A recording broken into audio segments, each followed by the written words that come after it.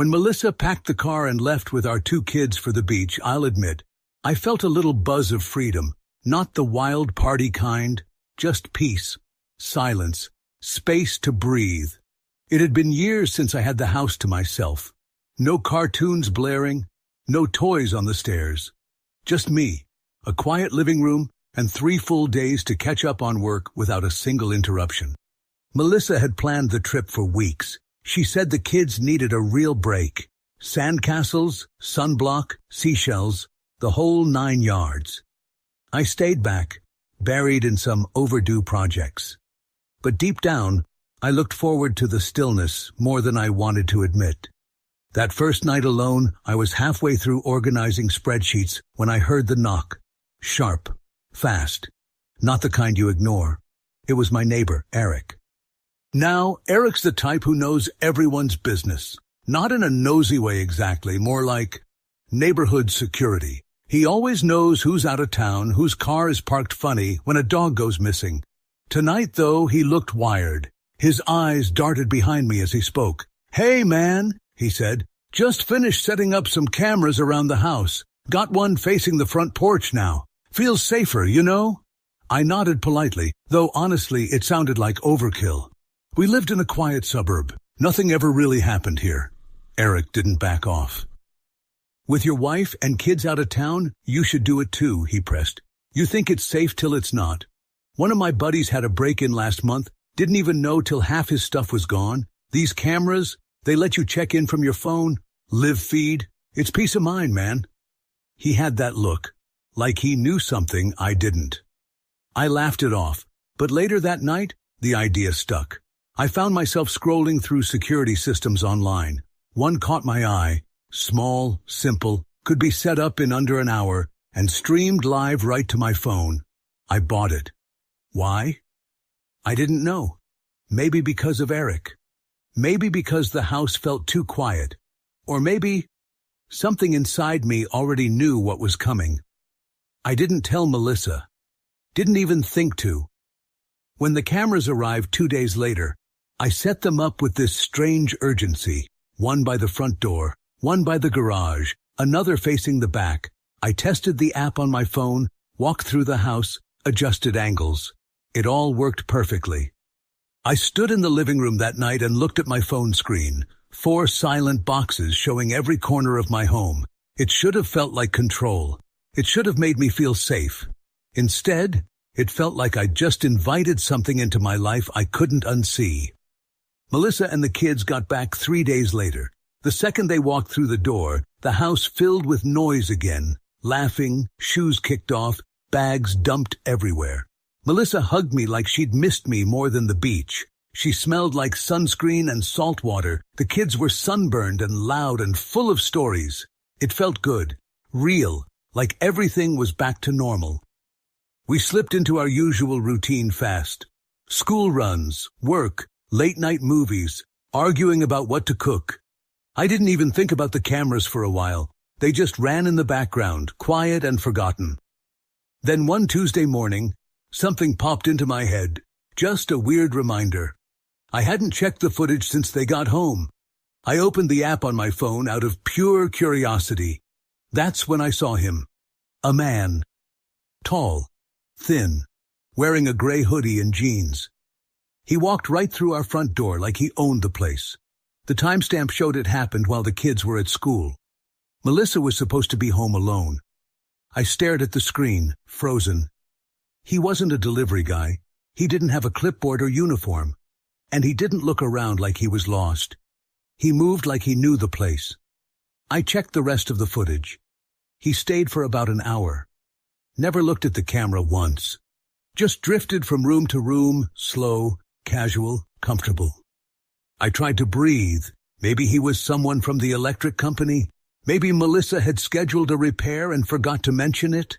But something about him, his body language, the way he touched the kitchen counter, the way he stood by the stairs, didn't feel right. That night, I didn't say a word to Melissa. I sat beside her on the couch like nothing was wrong. We watched a movie. She laughed at the dumb jokes. I smiled back. But inside, I was watching that footage over and over in my head. She hadn't said anything. Not a single mention of anyone being in the house. The next day, I checked the footage again. Nothing. Same the day after that. I told myself I was overthinking. Then 2 days later, he came back. Same man, same hoodie, same casual walk, like he belonged. Except this time, I noticed something I hadn't seen before. He walked straight into our living room and paused, like he was waiting. Then he looked up, right at the camera, just for a second, and smiled. I stared at the screen for a long time, trying to make sense of that smile. It wasn't a friendly smile. It wasn't even smug. It was quiet and strange, like he knew I was watching, like he'd expected me, and then he just walked out of frame like it was nothing, like this was some routine visit. That smile stayed in my mind for hours after I closed the app. I didn't confront Melissa. I wanted to. God, I wanted to. But something in me said to wait. I wasn't ready for whatever her answer might be. So I kept quiet. I smiled. I played with the kids. I acted like I hadn't seen a stranger walk through my home and look straight into the eye of the camera I'd installed without telling my wife. That night, I barely slept. I lay next to Melissa and listened to her breathe, her hand resting softly on my chest like nothing in the world was wrong. I wanted to believe nothing was, but that unease, the one I'd pushed aside, had taken root. I couldn't shake it. I couldn't ignore the slow-growing suspicion that something was happening under my nose, right in my own house. The next morning, I did what I knew I had to do. I ordered more cameras, smaller ones this time. Better angles, hidden. One went in the living room, tucked into a bookshelf, another in the hallway, the last one, the bedroom. That one hurt the most. But I needed the truth, even if it cut me in half. I didn't say a word to Melissa. I told myself it was just surveillance, that I wasn't snooping, I was protecting. But that was a lie. I needed to know what was going on when I wasn't around, what she wasn't telling me. I needed to see it with my own eyes. I checked the footage every morning after I got to work. Nothing for a few days. Just Melissa doing laundry, watching TV, making lunch, scrolling through her phone like always.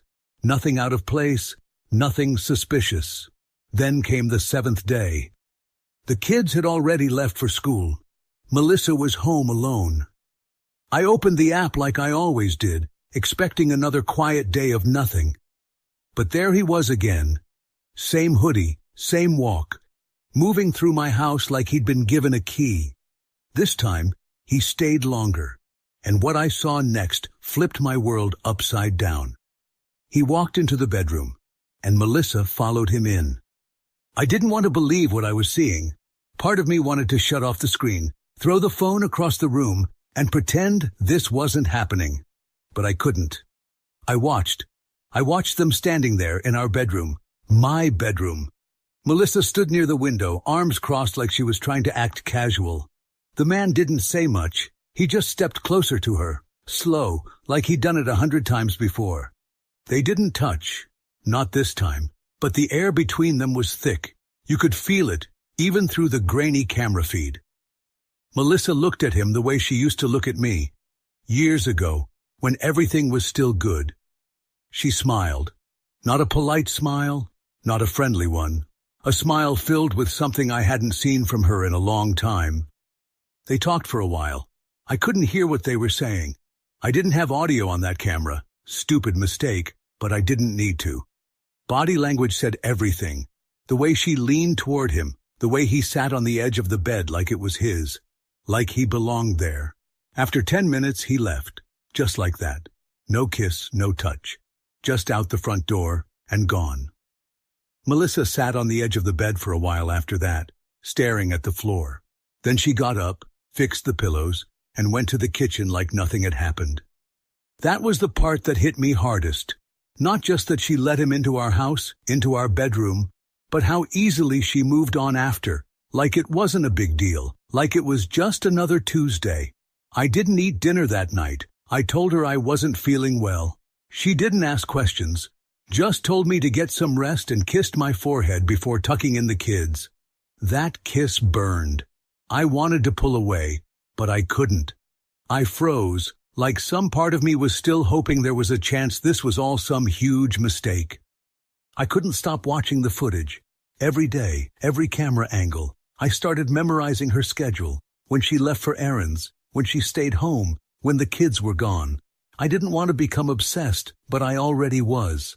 I was living two lives, one where I pretended everything was okay, and one where I watched the truth unfold from a screen.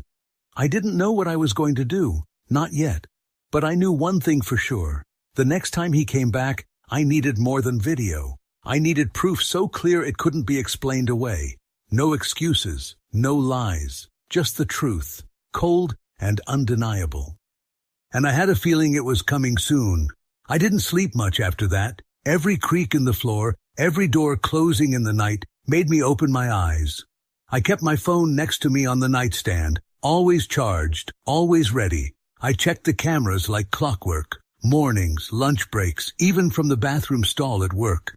I became addicted to the silence, waiting for it to break. Days passed. He didn't come back. I started to think maybe I'd imagined it all. Maybe it wasn't what I thought. Maybe they really didn't do anything. Maybe this guy was just some friend, or a contractor, or someone she owed a favor to. I clung to those maybes like a drowning man grabs a rope. But I didn't believe them. The unease was still there. It stayed with me at work, followed me home, sat next to me at dinner. Melissa had no clue. She smiled, laughed, made jokes like everything was fine. She still kissed me goodnight, still curled up against me in bed. Her warmth felt like poison. One night after the kids were asleep, I stared at her while she read a book in bed. Her hair was tied up, glasses on, feet tucked under the blanket. She looked peaceful, familiar, and I hated that I couldn't trust a single thing about her anymore. The next morning, the routine started again. Kids off to school. I headed to work. I logged into the camera feed the second I got to my desk, heart already racing. At first, everything was normal. Melissa in the kitchen, drinking coffee, scrolling her phone. She moved to the living room and turned on the TV. I fast-forwarded through most of the footage, minute by minute, until around 11 a.m. That's when it happened. He came back. Same hoodie, same gait, same calm, like he had every right to be there. I watched him walk in, and this time, Melissa didn't look surprised at all. She was already waiting in the hallway, phone in her hand, smile on her face, no hesitation. They walked into the bedroom together, and this time the door closed. I sat frozen at my desk, staring at the timestamp. My pulse thudded in my ears. 10 minutes passed, then 20. The camera in the hallway caught nothing but silence. The bedroom feed, motionless. Still images, no movement, just the shut door. I didn't want to believe it. I didn't want to see what I knew I'd see, but I had asked for this. I had installed that camera. I had chosen to know. Now there was no going back. At 12:07 p.m. the door opened. He walked out first. Melissa followed a minute later, her hair down, wearing a different shirt. She walked to the kitchen, poured herself a glass of water, like she had just folded laundry, like nothing had happened. I sat at my desk, phone in hand, feeling like the floor had been ripped out from under me. I didn't move. I didn't speak. My entire body felt numb. It was real, all of it. Now I had to decide what to do with it. I didn't go home right after work that day. I sat in my truck in the parking lot for over an hour, just staring at the steering wheel. I couldn't walk through that front door pretending everything was normal. Not again. I needed time to think, to breathe, to figure out my next move. Melissa texted around 6. Everything okay? Should I start dinner? I stared at the message, then typed back, running late. Grab something without me. She replied with a heart emoji. The nerve of it. That calm, casual tone, like she hadn't just invited another man into our home, into our bed. It made my hands shake with anger. Eventually I drove to the lake. I parked by the edge, watched the water, and sat with the silence. That's when it really landed.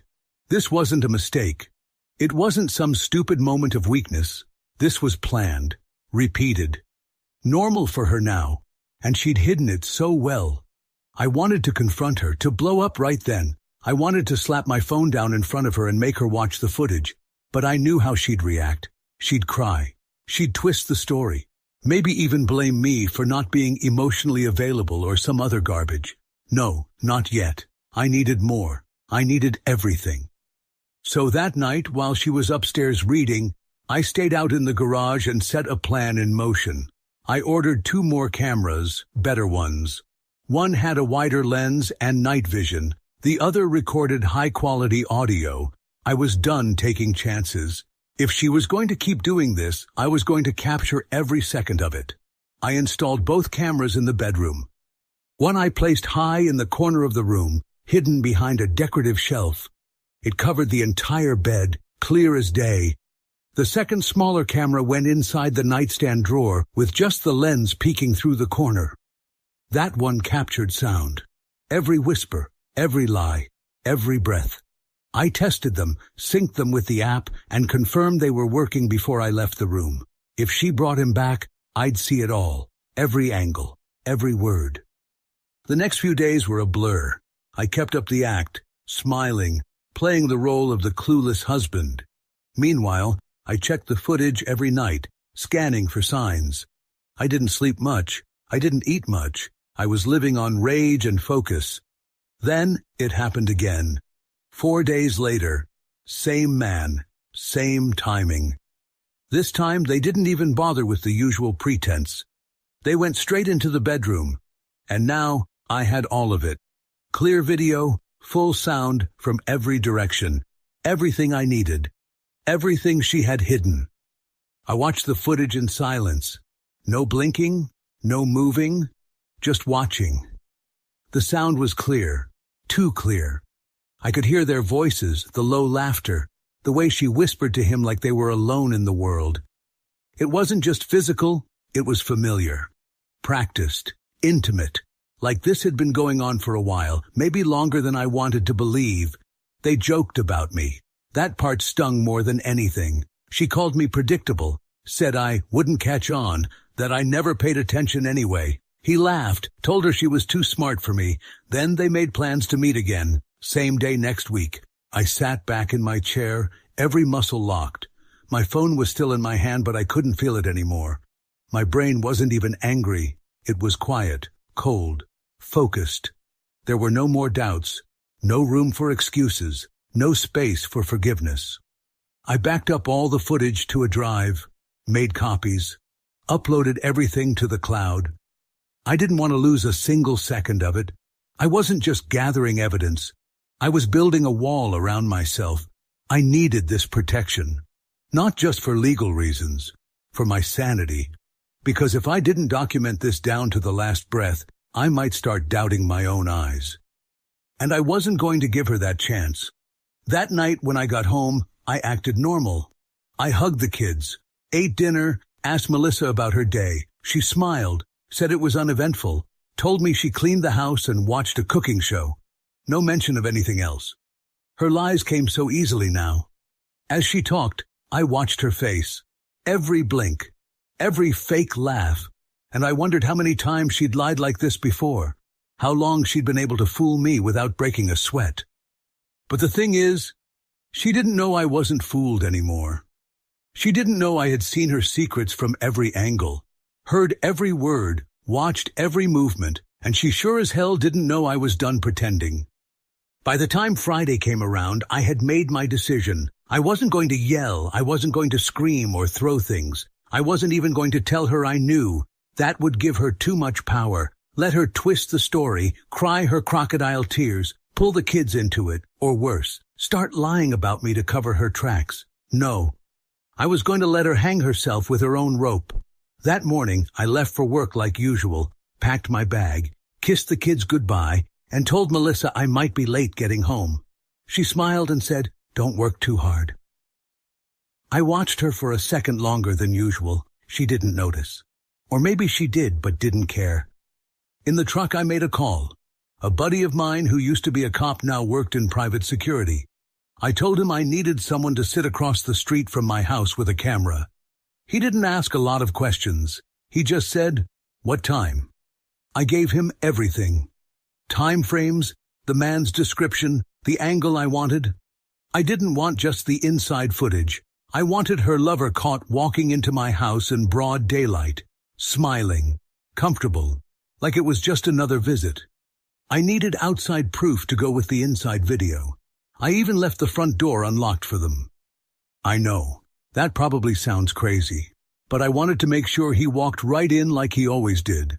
No suspicion, no obstacles, just confidence.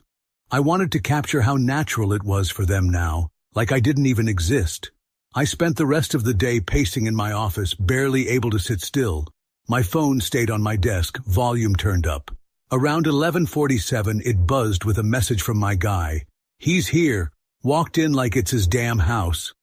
I didn't reply, just stared at the words, feeling something inside me finally shift. I waited, 1 hour, 2. He left around 1:30. My guy caught it all on camera. Him coming in, staying, and walking back out like he had nothing to hide. I called him and said, "Send me everything." He said, "You sure you want to see it all?" I told him, "I already have." That night I came home early. Melissa looked up from the couch, a little surprised, but smiled anyway. "Hey, you're back early." "Yeah," I said, taking off my coat. "Had a slow afternoon." We ate dinner like always. The kids laughed about something they saw at school. She leaned on my shoulder when we watched TV, but inside I wasn't with them. I was already gone, because tomorrow morning I'd be calling a lawyer. And when I showed him what I had, this whole thing was going to burn. Saturday morning was quiet, the kind of quiet that feels fake. The house was still, sun leaking through the blinds, the hum of the fridge the only sound. Melissa was in the kitchen making coffee, humming some tune like she had a clear conscience. I watched her for a while. She looked so normal, like the woman I married, like the mother of my kids. But now, I couldn't look at her without seeing the man in the gray hoodie, seeing her close the bedroom door behind him, hearing the way she laughed with him when she thought no one was listening. I had the footage ready, every camera angle synced and cut together, right there on my tablet. I had a copy on a flash drive in my jacket pocket. I had another one in the glove box of my truck, and one in a cloud folder only I could access. I wasn't taking chances. She sat across from me at the table, sipping her coffee, scrolling through her phone like it was any other weekend. I waited until the kids had gone to their friend's house, the house empty except for the two of us. "Melissa," I said, calm, cold, "we need to talk." She looked up, surprised at my tone. "What's wrong?" I didn't say anything, I just tapped the screen. The footage started playing. At first, she didn't understand what she was looking at. Just a security cam feed. Then the man appeared, entering our house, walking through the hallway, entering our bedroom, her following him, smiling. The blood drained from her face. She looked at me, eyes wide, mouth open, but nothing came out. "Keep watching," I said, and she did. She watched herself close the door, watched it all from every angle, watched the full weight of her double life unfold in silence, her hands now trembling in her lap. When the final clip ended, I didn't say anything. I didn't need to. The truth was already in the room. She finally spoke, voice small. "It's not what you think. Don't," I said, cutting her off. "Don't lie. Not now." Her eyes filled with tears. I didn't care. I didn't mean for it to happen. I didn't know how to stop. I stared at her, and for the first time in weeks, I felt nothing. No more confusion, no more hope, just clarity. "I'm filing for divorce," I said. "I already have a lawyer. He has everything. The videos, the timeline, the names, it's all documented." She covered her mouth with her hand, but I kept going. "You brought him into my house, into my bedroom, around my kids. You lied to my face every single day. I'm done." The silence after that was suffocating. She tried to reach for me. I stood up. "You don't get to cry now," I said, turning away. "You already made your choice. This is just the part where you finally see what it cost you." And with that, I left the room. I didn't stay at the house that night. I couldn't. After what I'd seen, After everything I'd heard, being under the same roof with her felt like trying to breathe underwater. I packed a bag, grabbed my laptop and phone, and left. No dramatic exit, no shouting. Just the sound of the door closing behind me. The kids were still at their friend's house, and thank God for that. They didn't need to see their mom crying or hear me say what I was about to say. They deserved better than the mess we'd made. The next morning I came back. She was sitting on the edge of the bed, waiting for me like she knew what was coming. Her eyes were red, her face pale. I didn't sit. I didn't move close. I stayed right by the door. "I talked to a lawyer," I said, calm, cold. "It's time to file for divorce." She looked up, her mouth slightly open. I didn't let her speak. "It's going to be done right, professionally." I gave him everything. Proof, dates, recordings. He knows what to do. Her lips started to move. "Wait, please. Can we just talk before you do this? You don't have to make a decision like this overnight." I shook my head slowly. "I'm not making this decision overnight. I made it the second I saw you walk him into our bedroom." She looked like she wanted to say something else, but I kept going. "You don't get to rewrite this now. You made your choices. You brought him into my house, into my life.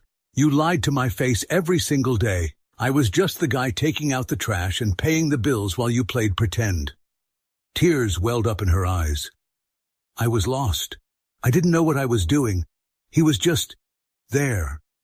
"You were always working, always tired." I felt alone. I laughed, sharp and quiet. "That's funny. I felt alone too. I just didn't cheat." "I didn't stop loving you," she whispered. "You stopped respecting me," I said. "And you don't come back from that." She broke down then. The crying, the shaking, the whole thing. I watched for a second, then turned and walked out of the room. The divorce moved fast. Once my lawyer had the footage, the timeline, and the written logs I'd kept, it became a matter of procedure. He told me I had one of the cleanest cases he'd seen in years. No drama needed, just facts. She tried to push back, said it was a one-time mistake, that she was still a good mother, that she deserved another chance. Her lawyer made noise about joint custody, about splitting assets evenly, but the evidence killed all of that before it left the ground.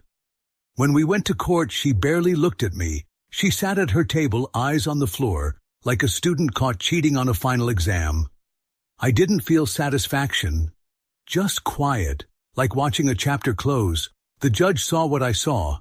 She didn't argue when he awarded me primary custody of the kids. She got every other weekend, supervised for the first 6 months. I didn't fight for the house. I didn't want to sleep in a place where I'd caught ghosts on camera. She could keep it. What I wanted was peace, and my kids. They didn't know the full story. I kept it that way. I told them Mom and Dad weren't going to be living together anymore, but that we both still loved them. My daughter cried. My son asked if it was his fault. I told him no, and I meant it. Kids are smarter than we give them credit for. I think they already knew something was broken before I said a word. In the months that followed, I moved into a small rental house.